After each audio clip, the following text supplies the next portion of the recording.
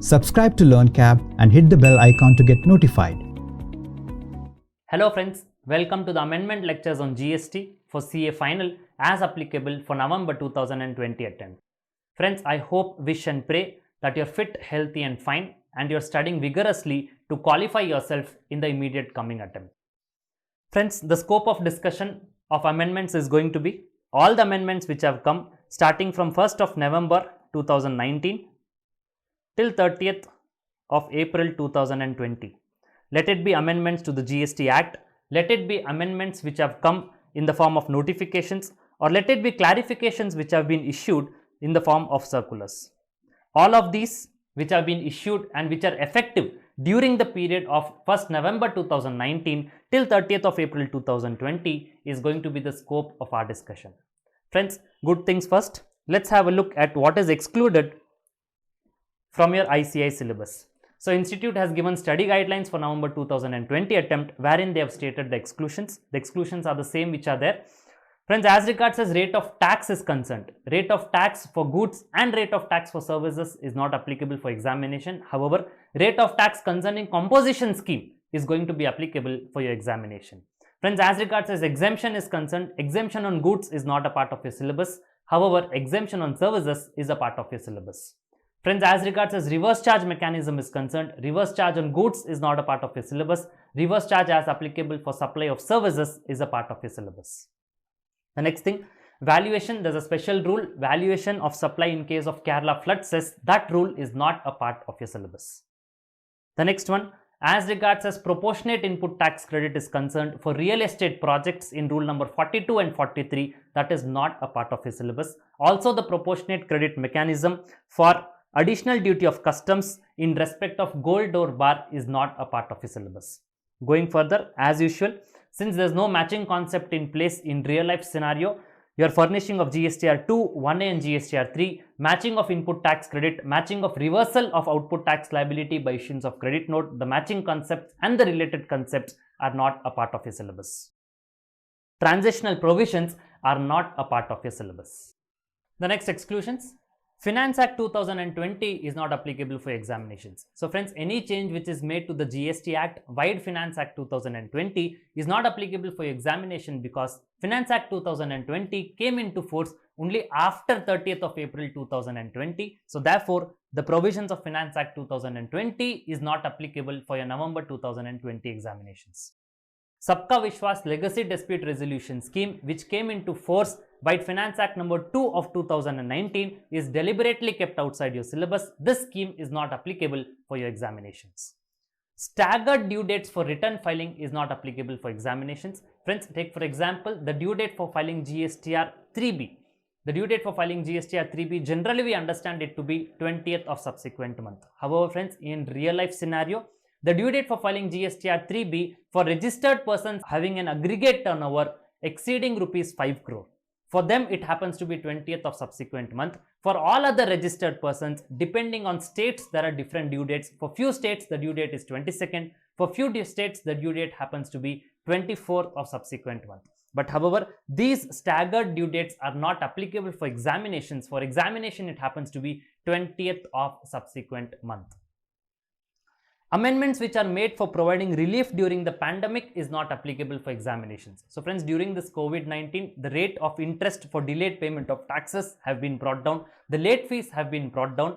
But however, these changes, these relaxations are temporary in nature. So therefore, they are not applicable for your examinations. The state of Jammu and Kashmir has been reorganized into Union Territory of J&K and Union Territory of Ladakh with effect from 31st of October 2019 itself. This also is not applicable for your examinations. So friends, as regards as your examination is concerned, Jammu and Kashmir still continues to be called as a state. The reason being, even though with effect from 31st of October 2019 the reorganization happened, still the definition of Union Territory in the GST Act was amended only vide Finance Act 2020. So friends, since Finance Act 2020 is not applicable, this conversion of Jammu and Kashmir from a state to Union Territory is also not applicable for your examination. For that matter, friends, if you have a careful look, this reorganization happened with effect from 31st October 2019 itself. So therefore, friends, this should have been made applicable even for your May 2020 attempt, of course, which got cancelled. But even for the statutory update of May 2020 attempt also, this change was not there, because parallelly GST Act did not get amended. That amendment happened in GST Act only through your Finance Act 2020, which is not applicable for your November 2020 examinations. So therefore, as far as your examination is concerned, Jammu and Kashmir happens to be a state. Now friends, before starting, as regards as LearnCap students is concerned, friends, the lectures which you are watching in LearnCap portal, they are not amended. As already it was informed to you, they are not amended for your November 2020 examinations. There the amendment would happen. The original footage which is there, the amendments at the relevant places, that would happen tentatively by 15th of August 2020. I sincerely apologize you from my side. This delay, the circumstances were not in my control, so therefore I could not amend these. So I would request you that all those who are studying, you can continue to study and you can supplement. You can supplement those lectures what you have studied from LearnCap portal using these YouTube video lectures, amendment lectures. The amendments are very few and you'll find it interesting. You'll be able to update them. However, friends, those who are planning to start studying your indirect taxation after 15th of August 2020, so you can start your preparations there. If you're starting your preparations after 15th of August 2020, you'll find the lectures updated. So friends, I would try from my side to tentatively update the lectures maximum by 15th of August 2020. Once again, my sincere apologies to the hardship which is caused to you from my side. Amendment notes are already attached. You can download them and you can revise the amendments from these notes. Now friends, the general presumption with which we are going to proceed to discuss the amendment lectures is we are going to discuss only on the change portion. We are going to discuss only on the change portion. Of course, we are going to discuss what is the reason for the change, what was the hardship and why this change was required. However, a basic understanding of the law is expected from you. Only when you are in a position to know the basics, you will be able to appreciate the change. So friends, only ones who have gone through the lectures already or only ones who know the lectures already, only they will be able to appreciate these amendment lectures in a full-fledged manner. So friends, basics is expected from you. We are going to discuss only on the change aspect. Of course, with reasons, with all the logical reasoning why this change is required, how the government has tried to arrest the loophole, all those things we are going to discuss, but you are expected to know the basics. Friends, those students who are asking for the book, the link is given in the description, and also there is a book which is authored on CA Final. There are two modules, Module 1 and Module 2. I am the co-author of the book. I have authored this along with CA Vishal Jain. You can order this book for those who require from the website which is given. For IPCC, there is one module which is available. For CA Final, there are two modules. If at all this book is required, you can order from the description link which is provided there, or you can order from the website which is mentioned over here. Now friends, before we start with, there was one common query which I had received from many students, whether interest is applicable on gross liability or net liability. Friends, there is no amendment as regards as this particular discussion is concerned. I just thought it to share it generally because many students were asking the common question. So now friends, let's understand the scenario first. Let's say for a particular month, July 2020, my output tax happens to be 1 lakh. My input tax happens to be 80,000 rupees. So 20,000 rupees I am supposed to discharge from my electronic cash ledger. Now friends, the due date for filing my July month return, it happens to be 20th of August 2020. However, I filed this return in a delayed manner. Let's say I filed the return on 25th of August 2020. Now there is a delay of 5 days in payment of taxes. There is a delay of 5 days in payment of taxes. Now for these 5 days, am I supposed to pay interest? The answer is yes, I am supposed to pay interest. The question is, should I pay interest on gross liability which is 1 lakh rupees, or should I pay interest on net liability which is 20,000 rupees? Now friends, why does this question arise is because now the basic question is how much taxes have I not paid, or how much taxes have I paid in a delayed manner? Now friends, please remember, my tax liability is not 20,000 rupees, my tax liability is 1 lakh rupee. My tax liability happens to be rupees 1 lakh. This 1 lakh tax liability, I am discharging it. I am discharging it by debiting my electronic credit ledger to the extent of 80,000 rupees and debiting my electronic cash ledger to the extent of 20,000 rupees. So technically speaking, section 50 as it stands, how much tax have I paid in delayed manner? I have paid a tax of 1 lakh rupees in delayed manner.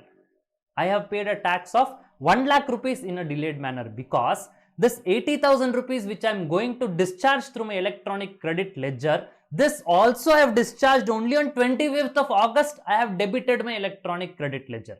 So my entire 1 lakh rupees I am discharging. Please understand, when I am debiting my electronic credit ledger also is a mode of payment, and when I am debiting my electronic cash ledger also is a mode of payment. So 1 lakh rupees tax liability, I am discharging it 80,000 rupees by debiting my credit ledger, 20,000 rupees by debiting my cash ledger. When I have done this debit is the date on when I have made the payment. Now, I have debited my ledgers on 25th of August. So therefore, the entire 1 lakh rupees I have paid in a delayed manner. There is a delay of 5 days. So interest technically according to section 50 is applicable on gross liability. However, friends, industry was agitated due to the fact that, friends, please understand, GST law nowhere states that a person can file the returns only after he pays the taxes. According to GST law, a person can even file the returns without payment of taxes. But however, GST portal doesn't allow a person to file the returns without payment of taxes. Now, due to the design of technology, due to the design of portal, a person is not in a position to file the returns without payment of taxes. Had he given an opportunity according to the law to file his returns without payment of taxes, he would have very well filed his returns on 20th itself. He would have debited his electronic credit ledger on 20th itself to the extent of 80,000 rupees, and what would have remained unpaid would have been only 20,000 rupees. He would have paid interest only on unpaid tax liability to the extent of 20,000 rupees. Because of the deficiency of portal, which is not in accordance with law, interest happens to be on gross liability. This was the matter why the industry was agitated. They represented and the GST Council heard it. They amended section 50. And the amended section 50 tells interest is going to be on net liability. However, friends, this amendment to section 50 had not yet been notified. It is not yet into force. It is there in section 50, but it is not yet effective as of today. So friends, as of today, section 50 doesn't stand in its amended form. It stands in its original form. Even though the section is amended, it is not yet notified to be implemented. So it still is effective in its original form, where interest stands to attract on gross liability. However, friends, the GST Council, to facilitate the trade, they have further clarified that this amended section 50, whenever it is going to be notified, it is going to be notified with effect from a retrospective date 1st July 2017. So whenever this amended section 50 is going to be notified, that is interest to be paid on net liability, it is going to be notified with effect from 1st of July 2017. Whenever, let it be tomorrow, day after tomorrow, after a week or month, whenever this section 50 amended form is going to be notified, it is going to be notified with effect from 1st of July 2017. So therefore, friends, now since the industry knows that whenever the notification comes, it would come from a retrospective date, so the industry is now paying interest on net liability only. Even though section 50 in its amended form is not yet notified, but whenever it is going to be notified, it will be notified with retrospective effect from 1st July 2017. So therefore, practically the industry is paying GST interest on net liability and not on gross liability. But friends, as regards as examination is concerned, since section 50 is not yet notified, even though it will come in retrospective manner, as of today up to 30th of April 2020, it is not notified. So therefore, the interest has to be on gross liability as regards as examination is concerned. But in real life, the industry pays interest on net liability because of the commitment which is given by the GST Council that whenever this is going to be notified, it is going to be notified with retrospective effect. So friends, the conclusion of this discussion is, for examination interest, you are going to treat it on gross liability. Friends, I would like to start the lecture series by telling you a story, short story. I thought I would tell this story at the end of the lectures but however, I knew that not all of you are going to watch all the lectures throughout the end, because the YouTube lectures which are there, the last video always gets very less views as compared to the first video. So it is for them who are not going to watch this story in its entirety. I thought I would start this lectures with a story. So friends, once Lord Indra was not happy with some of the farmers. Some of the farmers who were living in a village, Lord Indra was not happy.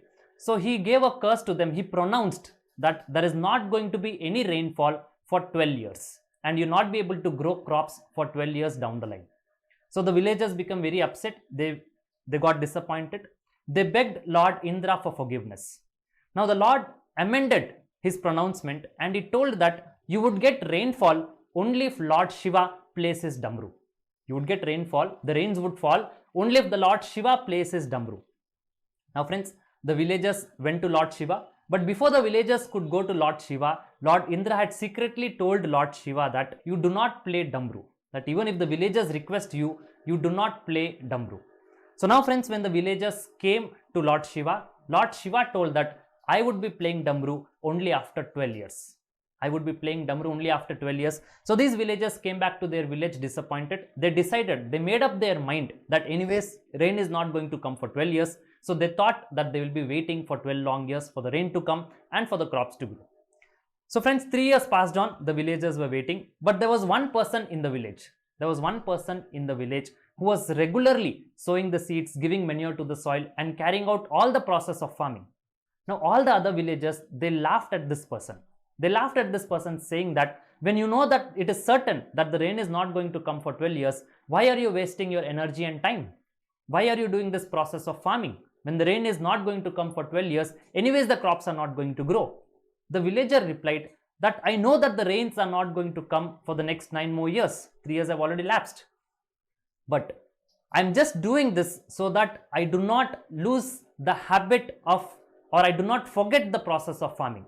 I'm doing this just as a matter of practice. So whenever after 12 years or after 9 years from now, when the rain is going to come after 9 years from now, at that point of time, I should not forget the process of farming.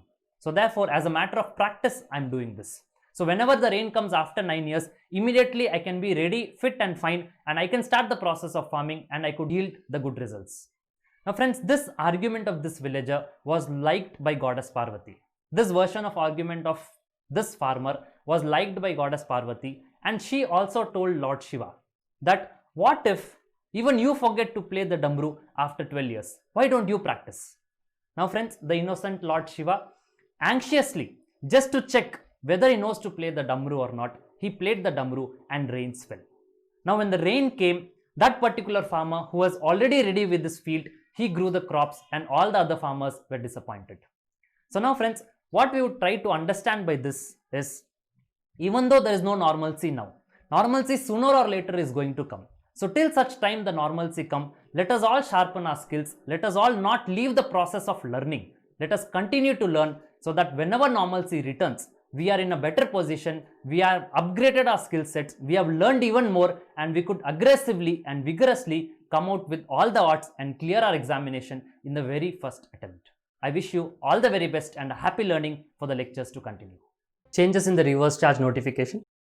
Friends, there's a change in the entry of renting of motor vehicles.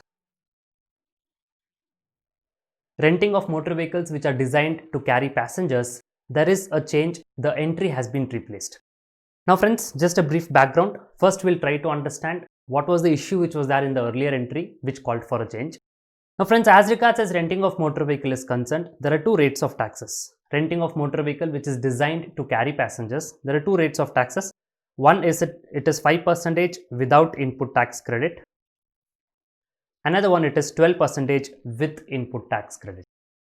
I repeat again, one it is 5% without input tax credit. The second one is 12% with the benefit of input tax credit. However, in case of 5% without input tax credit, there's one exception which is there. That is, input tax credit of same line of business can be taken. Let's suppose I'm renting my motor vehicle to you and in turn I take this motor vehicle on rent from someone else. He would have charged me GST. That input tax credit is available to me even in 5% without input tax credit option.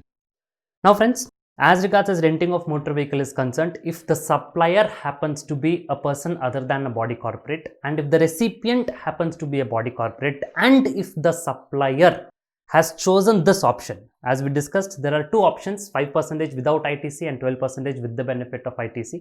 If the supplier happens to be a person other than body corporate, the recipient happens to be a body corporate, and if the supplier has chosen this option of 5% without input tax credit, this was there under reverse charge mechanism. That is, the body corporate had to pay GST under reverse charge mechanism. Naturally, friends, this option of 12%, if the supplier happens to be a person other than the body corporate, the recipient happens to be a body corporate, and if the supplier is choosing 12%, here naturally the government cannot keep it under reverse charge mechanism, for the logical reason that even if this category, if the supplier chooses to pay GST at 12%, if the supplies are given to a body corporate, and if it is kept under reverse charge mechanism, the benefit, indirectly the benefit of input tax credit is again taken away from the supplier. Now you can question as to how. Now say for example, I am a supplier who is renting the motor vehicle to a body corporate, and I am opting to pay GST at the rate of 12%, and if this supply is kept under reverse charge mechanism, and if the body corporate pays this GST under RCM, in such a case, even otherwise I am denied the credit, because if you could remember, in rule number 42 and 43, any supplies which are liable to be taxed under reverse charge mechanism is included in the value of exempt supply. It is included in the value of exempt supply. Now friends, when I supply you renting of motor vehicle services, and if I am choosing upfront to charge you 12%, and if this is kept under reverse charge mechanism, I am anyhow denied credit, because since my services are attracting RCM, this will be included in the value of exempt supply, and then when I am going to calculate the proportionate credit mechanism under 42 and 43, even though I have opted 12%, indirectly my credit gets blocked. So therefore friends, as regards as renting of motor vehicle was concerned, it is 5% without ITC. This aspect alone was kept under reverse charge mechanism. Now friends, let us read with this background of two different rates, let us now read the entry which stood prior to the amendment, and let us analyze what problem did the wordings of those entry cause. So this is the entry which was there prior to the amendment. This entry is being replaced due to the amendment. So service is service provided by way of renting of a motor vehicle provided to a body corporate. Supplier is a person other than the body corporate who is paying central tax at the rate of 2.5%. Who is paying central tax at the rate of 2.5%. These wordings are very, very important. On renting of motor vehicles with input tax credit only of input services in the same line of business, the recipient happens to be a body corporate located in the taxable territory. This was liable to be taxed under reverse charge mechanism. Now friends, let's take examples to analyze what issue did this entry cause. Let's say Mr. Basha is a registered person. He is renting his motor vehicle to Infosys Private Limited. He has opted to pay 12% GST. Now friends, we'll analyze all these three examples in two scenarios. One is before amendment and one is after amendment. Still, we have not looked into the entry which has replaced the old entry. We are just analyzing the old entry. Mr. Basha is a registered person who is renting his motor vehicle to Infosys Private Limited. He has opted to pay 12% GST. Now friends, since he has opted to pay 12% GST, in the old entry also, this was not liable to be taxed under reverse charge mechanism. It was under forward charge mechanism because he opts to pay GST at the rate of 12%. Example number 2. Mr. Basha is a registered person who is renting his motor vehicle to Infosys Private Limited. He has opted to pay 5% GST without input tax credit. Now friends, the supplier happens to be a person other than the body corporate. The recipient happens to be a body corporate, and the supplier has chosen to pay GST at 5% without ITC. Out of the two rates, he opts to pay GST at the rate of 5% without ITC. Now, since all the conditions are being satisfied, supplier happens to be a person other than the body corporate, recipient is a body corporate, and he opts to pay GST at the rate of 5% without ITC. This was liable to be taxed under reverse charge mechanism. So, the body corporate would be paying GST at the rate of 5% under RCM. The third case. Now, Mr. Basha is an unregistered person. Mr. Basha is an unregistered person who is renting his motor vehicle to Infosys Private Limited. Now, friends, the supplier happens to be a person other than the body corporate, agreed. The recipient happens to be a body corporate, agreed. But is the main condition being satisfied that he should pay GST at the rate of 2.5%? So let's have a look. It tells you any person other than a body corporate who's paying central tax at the rate of 2.5%. So it is central tax 2.5, state tax 2.5, totally to 5%. Now, friends, RCM would get attracted only and only when the supplier pays central tax at the rate of 2.5%. So now, friends, in our example, in example number 3, this Mr. Basha, who is an unregistered person, he naturally will not pay central tax at the rate of 2.5% because he is not a registered person. So now, friends, since he is not a registered person, he would not pay, rather he would not pick up any of the options. Since he is not a taxable person at all, he would neither pick up the option of 5% without ITC, nor would he pick up the option of 12% with ITC. So in this case, this unregistered person, when he supplies services to a body corporate, because of the wordings of the notification, this service did not attract RCM. However, the intention of the lawmakers was also to cover unregistered suppliers who are supplying services to a body corporate, that also to be taxed under reverse charge mechanism. So friends, before amendment, this was the lacuna. This was not getting covered under the RCM notification because the supplier happened to be an unregistered person, and the wordings were only if a person other than the body corporate pays central tax at the rate of 2.5%. Since he is an unregistered, naturally he would not pay. Therefore, he was outside the notification. So friends, the amendment which has happened is, now they have changed the wordings. They tell you any person other than a body corporate who supplies the services to a body corporate and who does not issue an invoice charging central tax at the rate of 6% to the service recipient. So 6% CGST, 6% SGST, it happens to 12%.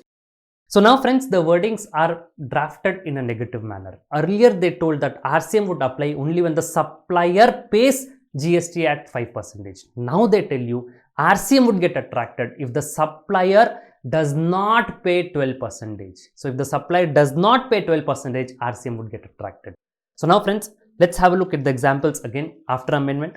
Mr. Basha is a registered person. He rents his motor vehicle to Infosys Private Limited. He has opted to pay 12% GST. So naturally, RCM would not get attracted since he is paying GST at the rate of 12%. Mr. Basha is a registered person. He rents his motor vehicle to Infosys Private Limited. He has opted to pay 5% GST without input tax credit. So now, friends, here naturally this would attract RCM even after the amended wordings. So the amendment has not impacted the first two cases. Let's have a look at the last case. Mr. Basha is an unregistered person who rents his motor vehicle to Infosys Private Limited. Now, friends, he happens to be an unregistered person. Since he happens to be an unregistered person, let's have a look at the wordings. Does he issue an invoice? Charging central tax at the rate of 12%? The answer is no. So is he getting covered over here? The answer is yes. He is a person who is supplying services to a body corporate and who does not issue an invoice charging CGST at 6% and SGST at 6%. So now, friends, this service will get covered under reverse charge mechanism. So now this is a case where the lacuna was trying to be removed. Because of the wordings, an unregistered person supplying services to a body corporate was going outside the notification. The government amended the notification, replaced the entry. And friends, the intention of the government from the beginning was always to charge even unregistered person supplies under reverse charge notification. However, it was not forthcoming from the wordings, so therefore they replaced the entry. And since it is clarificatory in nature, this would have retrospective effect. It means it is as good as this entry in its original form itself was in this fashion, where even an unregistered person supplies services to a body corporate, that also is to be taxed under reverse charge mechanism. The next change in the case of valuation of lottery. Now, friends, as we all know, lottery is an actionable claim. And actionable claims other than lottery, betting and gambling is neither a supply of goods nor a supply of services. However, as regards as lottery, betting and gambling is concerned, they are treated as a supply of goods and its valuation is mentioned in Rule 31A. Now, as regards as Rule 31A, as it stood prior to amendment, as Rule 31A stood prior to amendment was concerned, there were two rates of taxes for lotteries. There were two rates of taxes for lotteries. As regards as lotteries which are authorized by states were concerned, the rate was 28%. And as regards as lotteries which were run by the state governments were concerned, the rate was 12%. So lotteries run by the state government 12%, lotteries authorized by the state government was 28%. So now friends, what was the reason for change? Let's have a look. There were two reasons why this change has come in. Now the first reason is there was a fight between the government and the private entities. So friends, as regards as lottery is concerned, you can bifurcate the states into three buckets. There are few states who have banned the lottery totally. So since lottery itself neither can be run nor it can be organized, so therefore we are not going to discuss GST implications in those states. The next one is state-run lotteries. The lotteries are run by the state government themselves. So they are called as state-run lotteries. The rate of tax was 12%. Now, as regards as few states are concerned, they do not run lotteries on their own. They just authorize some private persons to run the lottery. So here the private persons will be running the lottery. Taking an authorization from the state. In the name of the state, the lotteries would be run by private entities. So this lottery which was run by the private entities was taxable at 28%. So now friends, in the entire GST law, lottery was the only product. Lottery was the only product which carried two different rates of taxes just because the suppliers were different. In one case, the supplier was the state government themselves, the rate was 12%. In the other case, the supplier happened to be a private person, the rate happens to be 28%. In any goods other than lottery, you could not find this scenario. Say for example, there's a manufacturer of a car. If a private person is manufacturing a car, the rate will be no different had the same car being manufactured by the government themselves. So just because the supplier happens to be the government, the rate is different. This created a discrimination. There was a discrimination in rate just because there's a change in the supplier, and this was not there in any other goods. So these private persons were agitated. They represented the council and they told that this discrimination is not good. It is not a healthy sign in GST, because what was promised when GST was introduced, it was one nation, one market.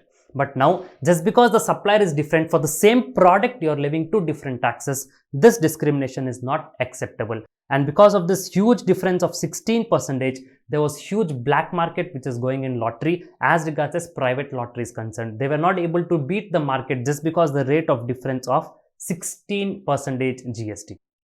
So friends, because of this, the council had to hear them and the rate has been changed. The rate for state-run lotteries also has been brought to 28%. So friends, since the rate had to be kept uniform, either from 12% you have to bring it to 28%, or from 28% you have to bring it to 12%, where it is either state-run or state-authorized lotteries. The rate had to be a uniform rate. Now, lottery being the sin goods they are, the government decided to bring up the rate of state-run lotteries also from 12% to 28%. So this was one reason why the rate of taxes for lotteries has been changed from 12 to 28. The next one is the fights between state governments.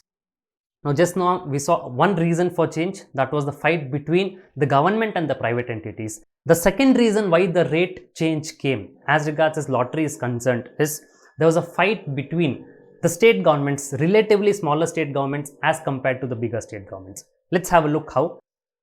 Now say for example, let's take two states who are actually running lotteries, Assam and West Bengal. Now when Assam used to sell lottery, when Assam used to run lotteries, Assam government used to run lotteries in its own state, the rate happened to be 12%. Let's take the example of West Bengal. When West Bengal used to run lotteries, in its own state, the rate was as usual 12% because it was state run lotteries. However, when the government of Assam wanted to sell its lotteries in West Bengal, Now these lotteries are no longer going to be called as state run lotteries, because now this is the lottery which is run by the government of Assam in the state of West Bengal. These became state authorized lotteries. The lottery of Assam, when sold in West Bengal, they became state authorized lotteries. So therefore, now these lotteries will be taxed at the rate of 28% in the state of West Bengal. So now friends, if you look into the West Bengal's perspective, inside West Bengal there are lotteries being sold. One is taxable at 12, another is taxable at 28%. So there's a difference of 16%. The government of Assam is agitated. They say that in GST it has to be one nation, one tax, irrespective of whoever is the supplier, in whichever state he wants to supply. If the product is single called as lottery, it has to carry a uniform rate of tax. This is the discrimination which happens when there is a difference rate of 16%. So Assam was agitated. Now in this reply, West Bengal told, what is the issue? In reply to the agitation which is raised by Assam, West Bengal's reply was, what is the issue when I am going to sell lottery? West Bengal says, when I am going to sell lottery in your state, in the state of Assam, I would be charged, my lotteries would be taxed at 28%. Again, there is going to be a difference of 16%, and the difference would get offsetted. So the reply of Assam government was, discrimination cannot be a reply to another discrimination. So now friends, as regards as, now think from Assam's point of view. The Assam's reply is agreed that when I sell it in your state, I am going to be taxed 28%. Similarly, when West Bengal is going to come and sell in the state of Assam, 28% is going to be charged. There is discrimination in both the places. But however, please understand, as regards as Assam is concerned, it is a relatively smaller state when compared in terms of the state of West Bengal. So now Assam is not getting an exposure in West Bengal. The state of Assam is not getting an exposure in West Bengal. There is huge entry barrier because of this rate of 16% for the state of Assam. Assam is not getting an exposure in the state of West Bengal, and parallelly West Bengal will not get there is going to be an entry barrier for the state of West Bengal as well. West Bengal will not get an exposure in the state of Assam. Who is more at loss? Assam government is more at loss because relatively West Bengal is a larger state. Relatively West Bengal is a bigger state. So what Assam is not getting an exposure to a larger market. Assam is not getting an exposure to the larger market of West Bengal, whereas West Bengal is not getting an exposure to the smaller market of Assam. Here the loss is more in terms of revenue to the state of Assam. So therefore, Assam, all the smaller state governments again agitated. They told that we want a uniform rate. We want a uniform rate irrespective of the fact whether I sell lottery inside my state or I sell the lottery outside. So these were the two representations which were made before the council. One was by the private players because there was a difference in rate between the state run lotteries and state authorized lotteries. Another one was by the smaller state governments wherein they had to face a huge entry barrier in the larger markets as compared to their lottery being sold in other states. So therefore, rule number 31A stood modified. The rate of taxes for lotteries was changed from 12 and 28 two different rates to one single rate called as 28%. Accordingly, rule number 31A is also being changed. So rule number 31A now reads for you. The value of supply of lottery shall be deemed to be 100 divided by 128. Earlier there was 100 divided by 112 for state run lotteries and 100 divided by 128 for state authorized lotteries. Now there is no such distinction. The value of supply of lottery shall deemed to be 100 divided by 128 of the face value of ticket or of the price as notified in the official gazette by the organizing state, whichever is higher. Rest everything remains the same. The only thing is there is a uniform rate. The valuation happens to be 100 divided by 128 multiplied by the higher of face value of lottery or the value as it is notified in the official gazette. Subscribe to LearnCap and hit the bell icon to get notified.